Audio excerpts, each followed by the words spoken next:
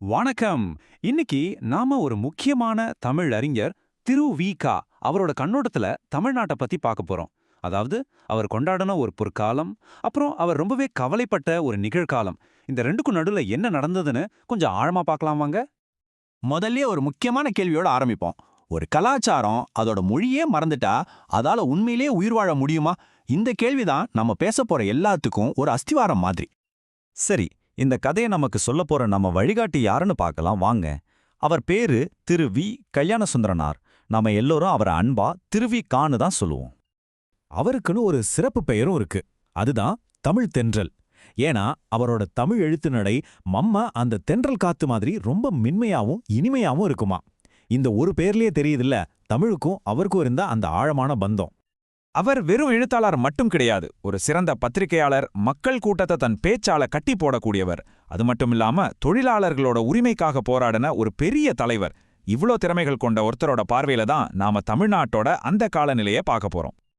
இப்போ வாங்க நம்ம கதையோட முதல் பகுதிக்குள்ள போலாம். திரு.வி.காவா வர்ணிக்கிற அந்த பொற்கால தமிழ்நாட்டுக்கு ஒரு சின்ன பயணம் போயிட்டு வருவோம். பாருங்க, அவர் தொல்காப்பியத்திலிருந்து இந்த வரியை மேற்கோள் காட்டுறாரு. அதாவது, வடக்க வேங்கட மலையிலிருந்து தெற்க குமரிமுனை வரைக்கும் பரவியிருந்த அந்த பெரிய நிலப்பரப்பு தான் தமிழ் பேசும் நல்லுலகம். இதுல இன்னொரு ஆச்சரியமான விஷயம் என்னன்னா, ஹெக்கல் மாதிரியான புவியியல் அறிஞர்கள் சொல்றத வச்சே கடலுக்கடியில மூழ்கி போன அந்த குமரிக்கண்டம்னு சொல்றோமே, அந்த பழம்பெரும் தமிழ் நிலம்தான் மனுஷங்க தோன்றின முதல் இடமா, அதாவது மனித குலத்தோட தொட்டிலா இருந்திருக்கலாம்னு திரு.வி.கா சொல்றாரு. கேட்கவே பிரமிப்பா இருக்குல்ல. அப்போ அந்த சமூகம் எப்படி இருந்துச்சுன்னு கேக்குறீங்களா? திரு.வி.கா சொல்றத கேட்டா ஆச்சரியமா இருக்கும். அங்க பிறப்பால சாதி பேதமே கிடையாதாம். நீங்க என்ன நிலத்துல இருக்கீங்க, என்ன தொழில் செய்றீங்க, அதை வச்சுதான் பிரிவுகள். அது மட்டும் இல்ல, பெண்களுக்கும் ஆண்களுக்கும் சரிசமமான உரிமைகள் இருந்திருக்கு. ரொம்ப முக்கியமான விஷயம் என்னன்னா, ஆட்சி அதிகாரம் எங்கிருந்தோ வரல, கிராமத்தில இருந்து மக்களால உருவானது. கேட்கறதுக்கே ஒரு கனவு மாதிரி இருக்குல்ல. ஆனா இதுதான் திரு.வி.கா நமக்கு காட்டுற அந்த பொற்காலம். இவ்வளவு அருமையா ஒரு இலட்சிய சமூகமா இருந்த ஒரு இடத்துக்கு காலப்போக்குல என்னதான் ஆச்சு? இந்த ஒரு கேள்விதான் நம்ம கதைய அடுத்த கட்டத்துக்கு எடுத்துட்டு போகுது.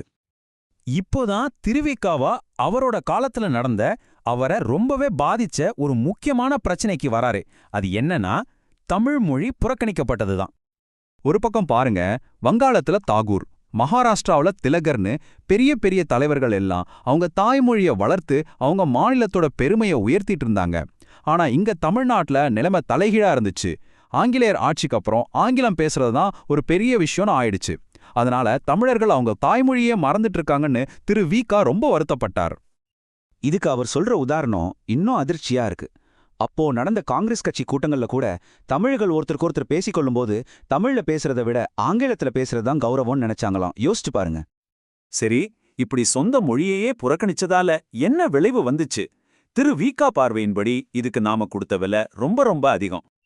இங்கதான் அவர் ஒரு ரொம்பவே அழுத்தமான, ஒருவேளை சிலருக்கு அதிர்ச்சியா கூட இருக்கலாம், அப்படியான ஒரு வாதத்தை வைக்கிறாரு. அவர் என்ன சொல்றாருன்னா, நம்ம தாய்மொழியான தமிழை புறக்கணிச்சதால தான் திலகர் மாதிரியும் காந்தி மாதிரியும் பெரிய தேசபக்தர்கள் தமிழ்நாட்டுல உருவாகல. இது எவ்வளவு ஆழமான ஒரு கருத்து. திரு.வி.காவோட இந்த கவலைகள் எல்லாம் அவர் வாழ்ந்த காலத்துக்கு மட்டும் சொந்தமானதில்ல. மொழிக்கும் நம்ம அடையாளத்துக்கும் என்ன சம்பந்தங்கிறது இன்னைக்கும் நாம பேச வேண்டிய ஒரு முக்கியமான விவாதம். அப்போ இன்னைக்கு இந்த உலகமயமாக்கப்பட்ட சூழல்ல நம்ம தாய்மொழிங்கிறது மியூசியத்துல வைக்க வேண்டிய ஒரு பழைய பொருளா, இல்ல நம்ம கலாச்சாரத்தோட உயிர் நாடியா? இந்த கேள்வியோட இந்த உரையாடலை நான் முடிக்கிறேன். நீங்க என்ன நினைக்கிறீங்கன்னு யோசிச்சு பாருங்க.